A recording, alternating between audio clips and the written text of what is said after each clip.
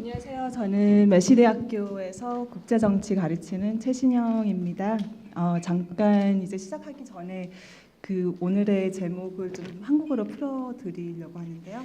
이제 예술 세계를 통해서 분단의 문제를 새롭게 생각해 보자는 그 질문이고요.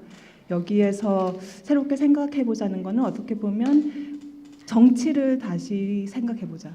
정치가 대체 무엇인지 그것을 미술 예술 세계 그리고 그건 이론적으로 좀 풀어나가자는 그 인비테이션입니다. 그래서 이제 북한 미술에서 시작을 하면서 이제 탈북 그 예술 작가 선무의 작품을 통해서 이제 더 깊게 들어가려고 이제 제가 준비를 이야기했습니다.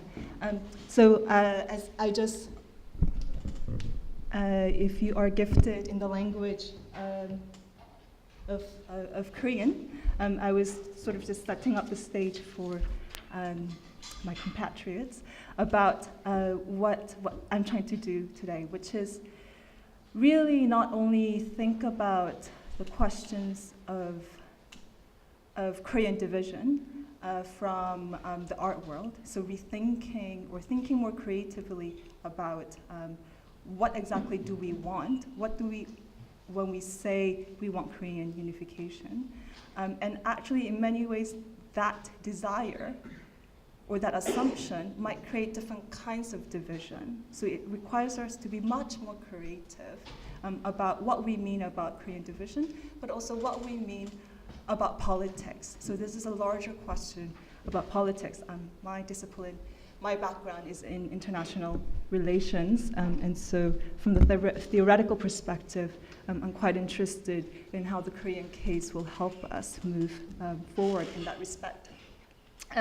I know we've spent talking about the Korean War at different points in today's symposium, and so I'm not going to go too much into detail about this image of Picasso, Pablo Picasso's image of the Korean War from 1951. It's titled "The Massacre in Korea." Right. So my point simply is that we can't really talk about Korean division without a really deep and emotional understanding of the Korean War and how the Korean War is an ongoing war, as many have pointed out, because a peace treaty was not signed. Which is also to say that a peace treaty is not necessarily going to solve the problem of division that the Korean War has created. And so because in the present 21st century, war is fought virtually. And in many ways, that's what DPRK knows, right, about the nature of war. Nature of war is not just in the battlefield, it's through technology, it's through virtuality, right? So the simulation of war is just another front of war in the 21st century, and that's an important thing to register. But really the larger question, right, really is that politics, right, and war is another way of doing politics, and that's what a lot of people who study war and politics say, right, is really about a practice of perception, right? So we've talked about for the whole day today in many ways, and different speakers have talked about this, right, is the question of we need to value the perception or perspective of different actors, or the different ideological positions that we come from, or different politics we're trying to achieve, or the different solutions that we bring, whether it's containment or engagement, whether we're talking about sanctions versus opening up borders, or we're talking about, in many ways, is there something of value in North Korean politics, the leftist socialist politics of a post-colonial state that is deeply anti-imperial, and a history that has a history in the global context of international solidarity, right? I don't know how much of you know about the Bandung Conference of the 1950s. That then was the foundation of the non-aligned movement that was really vibrant in the 1970s, right? The non-aligned movement that was taking the position that the formerly colonized states and people can't really be people and human beings in a post-colonial context, right, without recognition that sovereignty, self-autonomy, self-reliance, it becomes the heart, the context in which a political community is created. So if that is something, that is an idea that was really prevalent in the 1970s and the present, and that is reflected in the politics of DPRK and is reflected in the politics of many African and Southeast Asian, or the global South, right? So global South is not really the poor countries that have experience of colonialism. The global South have a very particular demand on international society, which is to recognize their political independence. So the North Korean security problem cannot really be addressed unless we understand it as a political demand that the international order needs to reflect the new reality, right, that the independent post-colonial independent states or political elites want us to consider. And so really, what we're saying is that there's an issue of perspective. There's an issue of perception here that we need to unpack. And my invitation is that let's look at the world of art, or the way in which we engage art, right? And see if there are new ways to think about politics and demand for independence and the demand for autonomy that might help us do official politics better. So that is sort of the thing that I want to work through looking at North Korean art and taking it seriously, and then thinking about how the politics of art in the North Korean defector artist Sunmu's work then helps us push sort of our thinking around that. So that's sort of what I have planned for today. So let's start with North Korean art, because I'm not really sure how much or how familiar people are with North Korean aesthetics. And so, yes, is there such a thing as art in any meaningful sense of the word in a place like North Korea, right? Is a very legitimate question to ask, right? Because it's a place where there are strict principles, written, textual principles about how the leader of the country can be depicted. So there is no artist in DPRK unless it's an artist and artwork that sponsors the state ideology as well as is sponsored by the state, right? So there is a very intimate relationship between state and the act of creation, an act of image creation. That means that, yes, there are certain principles of how the North Korean leader should be depicted, right? So the starting point is that art has an educational function in North Korea. But what's important is that that's a function of art in whatever society, right? So, but it has a very strict centralized function and articulation in an illiberal state such as North Korea with its particular history. And art's function in liberal democracy is one also of educating the public.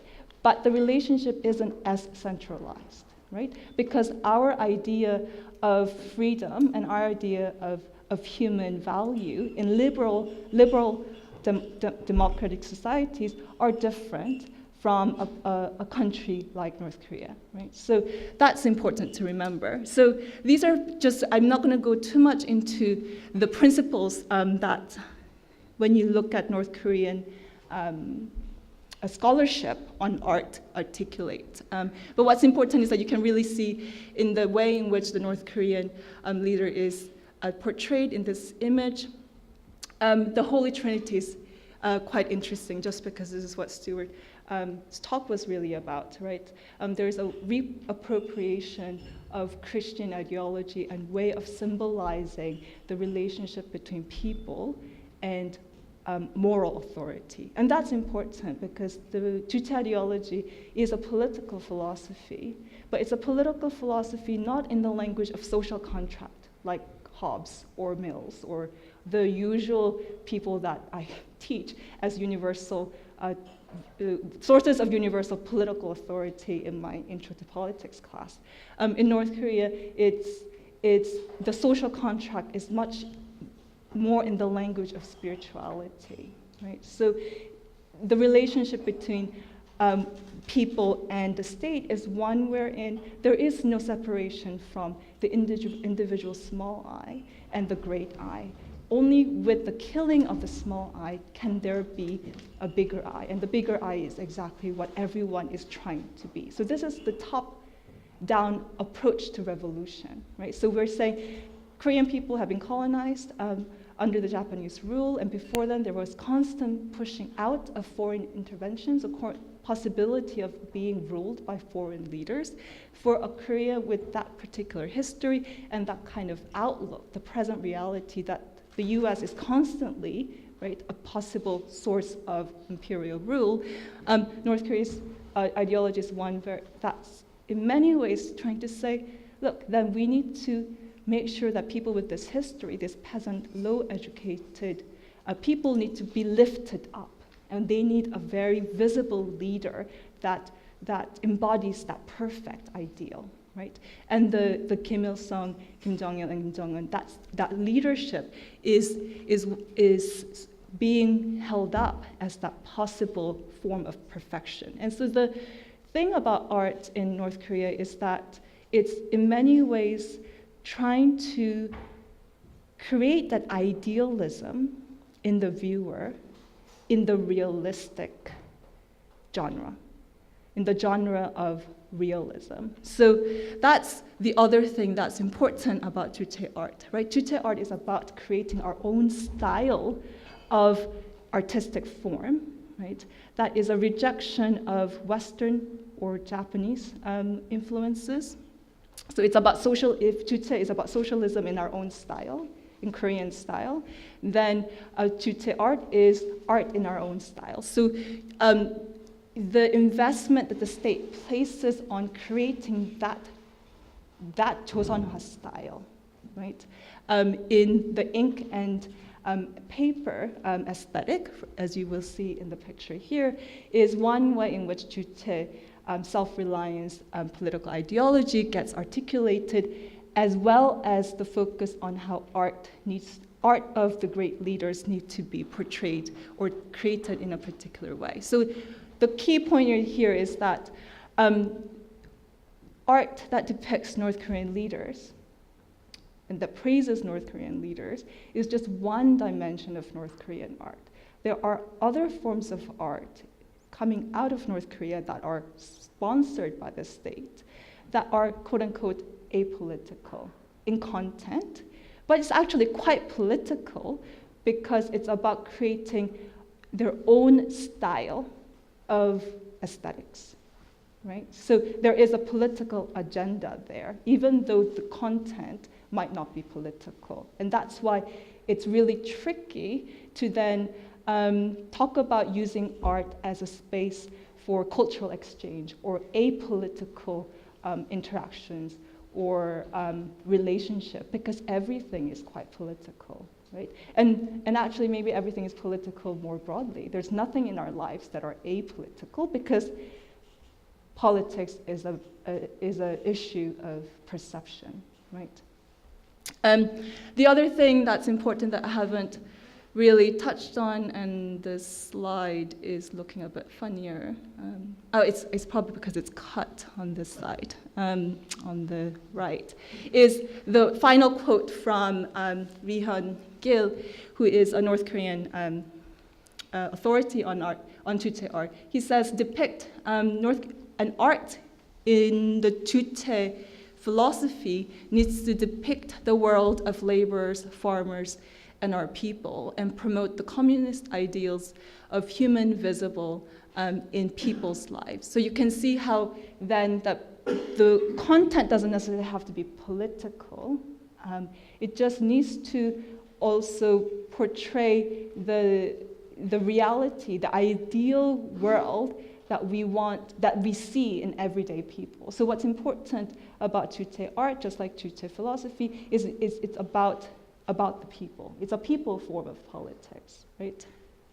And so in this picture, not only do we see the North Korean aesthetics in the style, the ink and ink and brush style, but also in how it is a content that is focusing on the everyday people, so the children. So children feature quite heavily in North Korean art because they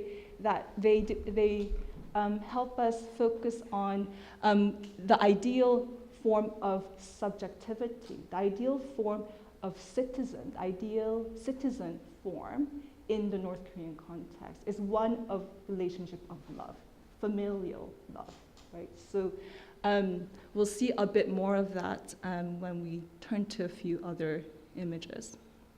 But for those of you who are looking closely at this image, what you'll see is that, ooh, there's a laser.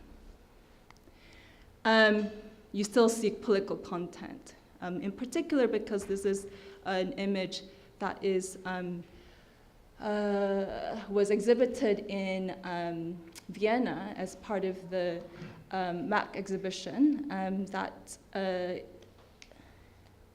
That means this is something that the North Korean gallery, art officials wanted to be circulated internationally. So a lot of these paintings, even though they are apolitical, there is a politics because when you see gun in North Korean imagery, that's really about Sungun politics, the military first politics of the post-famine North Korea, and the nuclear politics around that needs to be understood from that perspective as well. And that Sungun politics, while it's a continuation of Juche politics of self-reliance, is a new form of Juche politics in a post-famine context. And the implications of that, if we had a bit more time, we can go into, but I'm just going to flip through a few images to kind of unpack, help us better understand North Korean aesthetics. And so while Juche art form was prioritizing Joseonhwa, which is the Korean form of aesthetics, what you will see in the 2000 or the later developments of North Korean paintings is that the oil is coming back. And so the oil is coming, so these images are interesting because it's looking at farm, it's looking at the everyday people's lives and the ideals that these imagery are trying to develop. But what I want to also highlight is that the North Korean aesthetics isn't something that is static, that the debate about what Juche art is something that evolves over time, which is to say, that there are negotiations that are happening within North Korea, and those who participate in art, and those who write about art, and those who engage with what the political function of art should be in North Korea, wherein if oil painting was completely something that was seen as things that should be purged because it's a Western form, it's a Western influence, right? We're seeing a lot of that come back. And what I am quite interested in, if that is the case, will abstract form of art come back in North Korea? And if it does, in what form? If it does, that means that there is some kind of transformation in North Korean society about how they think about Western sources, things that are Western. Instead of simply seeing those things as things that need to be purged or things that need to be kept out, if the abstract form comes back, and I think there are ways in which it is, if it is, that actually would be a very interesting development that helps us see that maybe there is a change that is happening in North Korean society that is actually inward driven, that makes them much more open to Western influence, that actually really complicates the distinction between Western and something internal that is more authentic.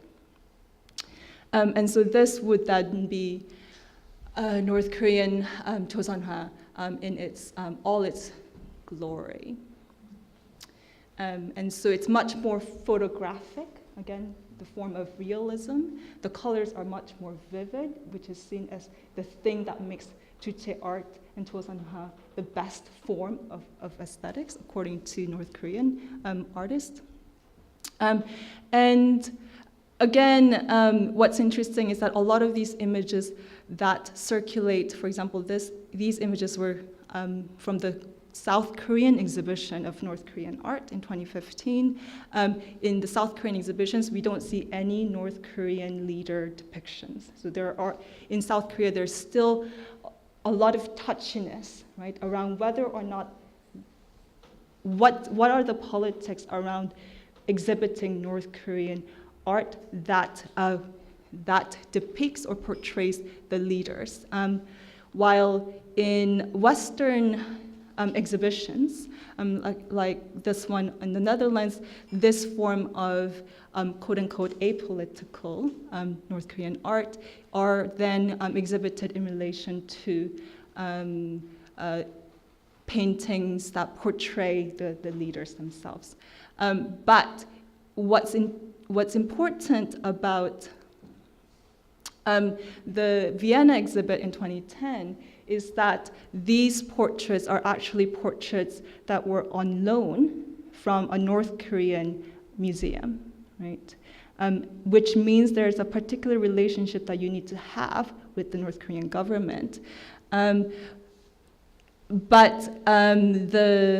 most of the art exhibitions in South Korea, as well as in many parts of Europe, those are actually North Korean art in private collections. So those are North Korean art that have been purchased by those who can travel to North Korea. So a lot of Dutch investors, lots of British art collectors who also collect Chinese art of the 1960s and 70s. So there is a way in which we also have to think about the politics of who can purchase and collect and take care of North Korean art.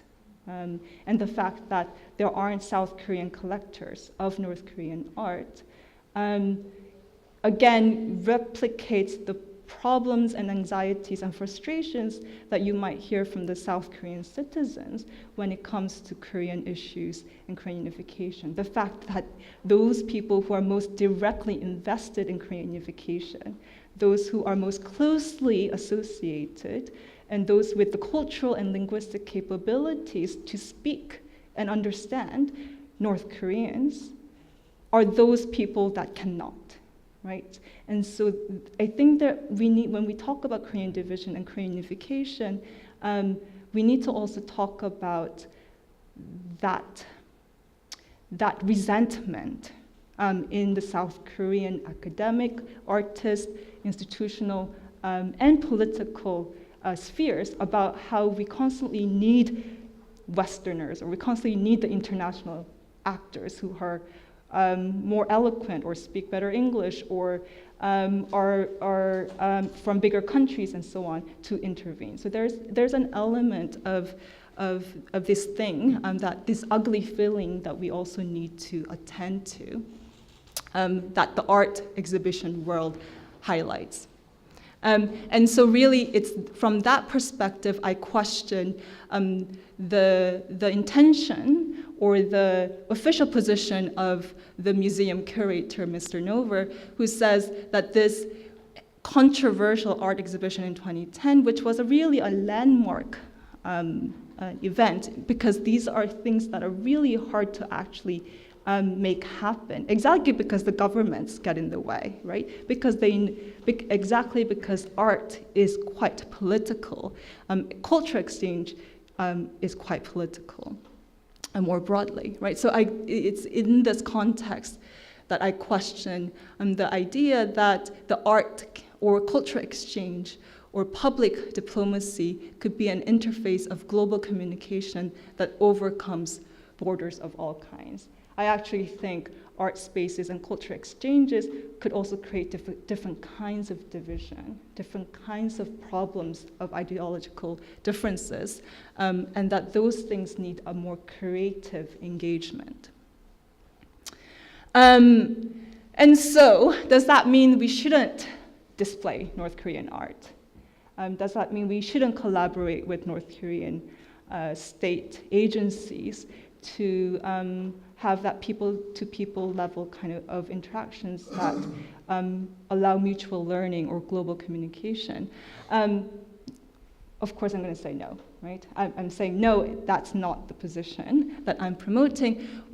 Because images and art actually don't work the way that we assume art works when we accept censorship. When we take the state's position that art needs to be censored because it could contaminate those that view it, or that art needs, only a particular kind of art needs to be promoted because then certain kind of political ideas can be instilled on the masses, that's actually not the way art works, right? That's only one way in which art or the artistic images work. So let me just demonstrate that point. So this image, if you read it in the Choi aesthetics way, the way in which those who created and circulate this image of We Are the Happiest Children in the World, which was exhibited in Vienna in 2010, the correct way to read it would be to focus on the two leaders, right? At the center of this frame wherein the children that form the loving embrace. So under the loving embrace of the two leaders, we have children that are happily, adoringly looking up at the leader. So that is an embodiment of Choi politics. Choi politics, as I said, is about love. It's about spirituality. It's about being raised above one's individual or maybe childish self and aspire to be someone that is greater. And the further, so you can see in terms of color and vibrancy, this is all sort of very standard Choi aesthetics. And you could also see the political message that is quite particularly significant in this period of mid-1990s, wherein it's really about the shift in power, right? The shifting of authority from Kim Il-sung to Kim Jong-il. And so there you see, right, the Kim Il-sung is seated, so more stable. Children around him, much more stable, they're seated, standing, right, much more static. On this side, the North Korean art is very symmetrical. You see that the children are there's a bit more movement, right? And the leader here is standing, which means, again, there's a more kind of dynamism, right? The idea that the future is here, right, moving this way. So you can see, I mean, and so it kind of makes us feel good, right? And the other thing about Choi art is that it makes you feel good because it's meant to be inspiring.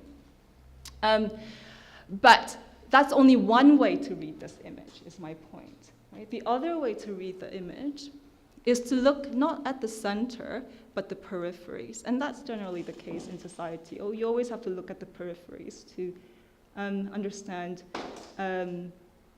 the subversive possible meanings in the image. So you can see in the periphery this girl, right? So in the privileged reading of this image, we can say this girl is asking those who are outside the frame to join the frame, right? And join the loving embrace of the leader, right?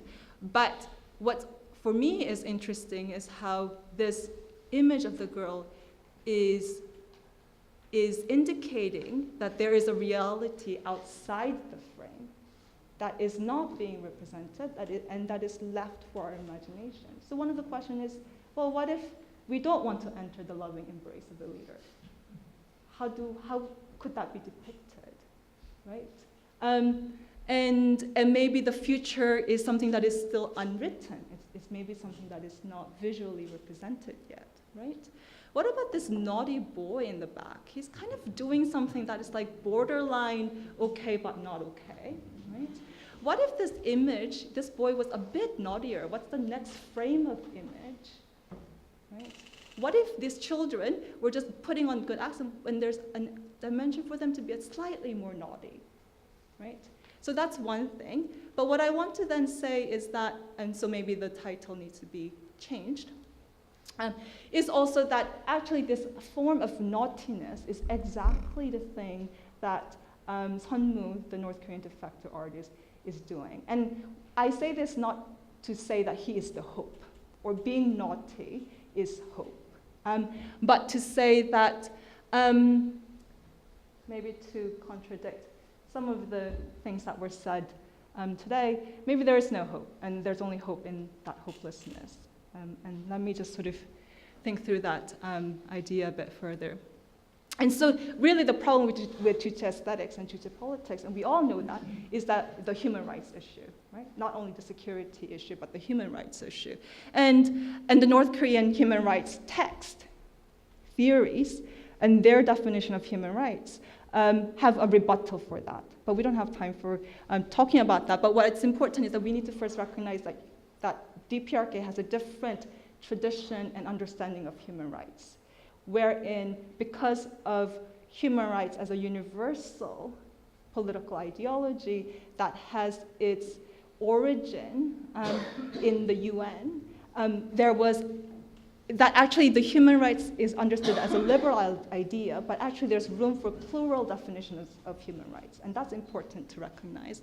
But so one of those DPRK human rights ideas is the idea of virtuous politics, and so Kim Il-sung has a particular rebuttal for that. But what Sunmu is saying, and a lot of the human rights political theorists are saying, is that they're even failing in their own definition of human rights, right? So even by their own conception of human rights, the North Korean state has failed its people during the famine years, right? And we see that in the way in which Sungun military politics has promoted a particular kind of gathering of resources around the military, right? So in this image, Sunmu being an artist and a naughty boy that he is, depicts that in the sense in the genre of humor, right? So it's quite, the idea there is that there's just something a bit peculiar or ridiculous about North Korean art, North Korean politics, that is about self-reliance and independence, but still somehow there is this serving up or living on thing that is so American, like Coke, right? So there's a way in which it's kind of playing on the idea, well, you can't really purge Western influence once it's entered into a political community. And we can talk about that a bit further. The other images that really, these two images really highlight from Sunmu.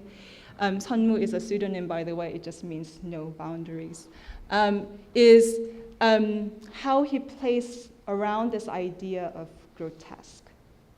And so if Juche aesthetics is about inspiring us through the viewer, what he's playing around is that, yes, there is that aesthetic, but also behind that is something that is much more grotesque.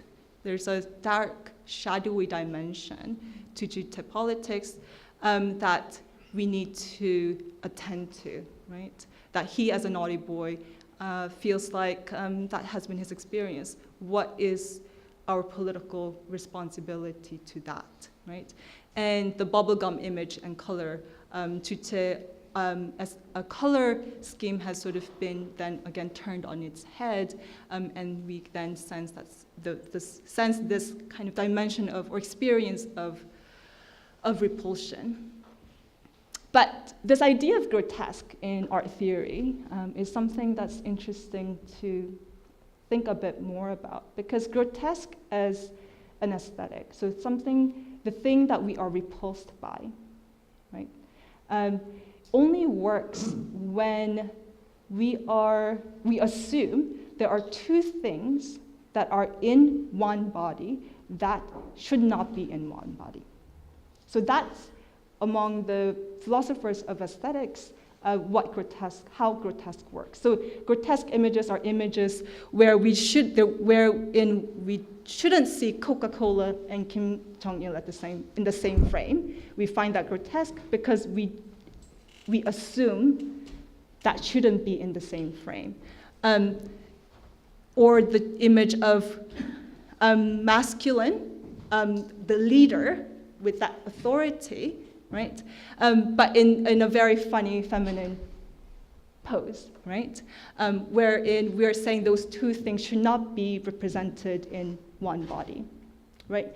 So my point is that there is a presumption there. There's an assumption there that two things that are in direct opposition shouldn't be found in the same body, when in reality we are all humans and beings full of contradictions, right? So the idea of grotesque, right, is actually an idea that creates boundaries, right? Creates divisions.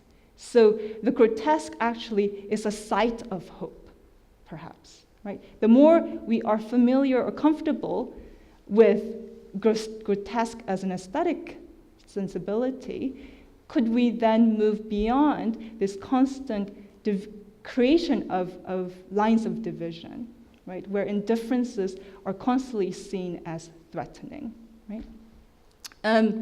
And so the other thing about Sunmu that's interesting is that while he's critiquing North Korea grotesque politics, he does it with a particular kind of attachment, so 애정. So one of the things that's really interesting about his images is that his images are critical of the regime, but also really attached to it. There's a particular appreciation of North Korea. There's a particular appreciation of North Korean, the life or the thing that he is rejecting. And so in this poem or jottings in his notebook, you can really sense that kind of sense of division. Maybe his own sense, how Sunmu in many ways is himself a grotesque being, right? So in the middle part, so there's an English translation there. I'm just going to read it in Korean. 오직 그것만을 믿었습니다. 오직 그것밖에 몰랐습니다. 오직 그것이 삶의 전부였습니다. So he's referring to North Korean, the reality that he knew when he was in North Korea. 이제 조금 알 것 같습니다. 그것이 행복이라면 행복하지 않겠습니다. 그것이 전부라면 살 생각이 없습니다. 그것이 아닌 나를 알았습니다. 이제 세상에 대고 소리집니다. 나는 선무라고. 나는 이별의 아픔을 원치 않았다. 나는 노예의 삶을 원치 않았다. 나는 죽는 것을 원치 않았다. 저 하늘의 태양은 찬란한 빛을 주었지만 빛 잃은 어둠 속의 삶들을 문부림은 이 가슴을 아프게 하는구나. 누굴 위해 리념인가? 누굴 위해 정치인가? 누굴 위해 전쟁인가? 하늘이시여 굽어 살펴주소서. And so while there is a critique and rejection of North Korean politics, North Korean state, there's also an attachment to North Korea that I think is the thing that needs to be amplified. Thank you. And so what you see Sunmu's art as it develops, so he had his first exhibit in 2006 in South Korea. When he first exhibited in South Korea, the police were called because they were seen as, well, this is depicting North Korean leader? Is this a breach of National Security Act? Is this North Korean art? Right? The point was that actually it's not because it's critiquing North Korean art, but actually it's actually very, very ambiguous because there is that attachment, that 애정, right? So what's interesting about Sunmu as an artist is how if his images before is playing on the grotesque, that always has to create the grotesque image. What's interesting about his images now are that they're much more ambiguous. Right? They have become increasingly more ambiguous. So things that we have to, as viewers, kind of think about is what is this ambiguity? Can we sense fear, hate, and if it is love, and love is an ambiguous feeling, is there something actually quite hopeful about that failure, right? Of distinguishing the two separateness of realities. And so this image is particularly interesting. And I'm just going to leave it for you to kind of think about what this image, how this image could help us think about Korean division in a more creative way. But which is then not to say that, again, ambiguity leads to creation of a space where politics doesn't play a role, because political ideology will always be married to art. So as Hanmu might develop as an artist, creating more ambiguous images, those images then still can be used for a very particular ideological solution to North Korea. And you could sort of see that in the way in which Hanmu's artistic images then are used by Liberty in North Korea, which is a US-based human rights organization that takes a very particular political view on North Korea, which is regime change is the only answer because there's no liberty in North Korea. But I think the point is not whether to clarify whether I think that is the right or wrong approach to North Korea, but that there is this dimension of politics that constantly tries to capture the meaning of art. And that's exactly what we need to think a bit more about when we ask this question, what can we do more creative? How can we be more creative in the face of politics of Korean unification, which actually creates divisions as much as it creates unification or desire for solution? And the final point is that something that we have to think a bit is how lines are not simply, our lines are spaces from which to think about division, Korean division. Rather than taking sides between North or South Korea, or between containment or engagement, or between one political solution to the other, maybe we need to take some cues from art and aesthetics and think about how lines are actually really vast spaces wherein we have to think about disalignment, misalignment, and this term for me is very important, non-alignment. The politics of non-aligned movement, which is something that is